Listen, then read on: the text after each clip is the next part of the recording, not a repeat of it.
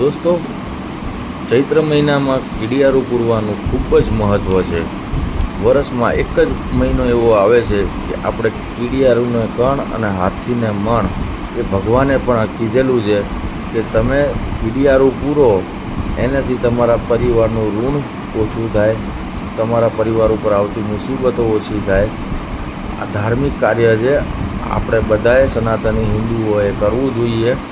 વર્ષમાં એક જ મહિનો, આમ તો તમે દર મહિને ગમે ત્યારે કીડિયારું ભરી શકો, પણ ચૈત્ર મહિનો સ્પેશિયલી કીડિયારું પૂરવા માટેનો મહિનો છે.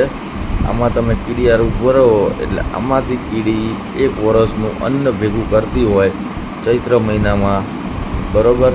તો એના લીધે આપણે કીડિયારું બધાએ ભરવું જોઈએ અને આપણે આપણા સંતાનોને પણ આવો સંસ્કાર આપવા જોઈએ, જેથી કરીને આગળ જતાં એ લોકો પણ આ સારું કાર્ય કરતા રહે. આમાં આપણે પુણ્ય જ મળવાનું છે, બરાબર? નુકસાન કંઈ છે નહીં. જેથી કરીને ચૈત્ર મહિનામાં જો શક્યતા હોય સમય કાઢીને આ પુણ્યનું કામ છે. અઢળક જીવો તમારા હાથે ભોજન ગ્રહણ કરશે અને આનું પુણ્ય તમને મળશે.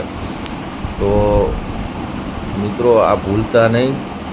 અને વર્ષમાં એક જ મહિનો એવો આવે છે પુણ્ય કમાવાનો, તો કમાવી લેજો. જય માતાજી.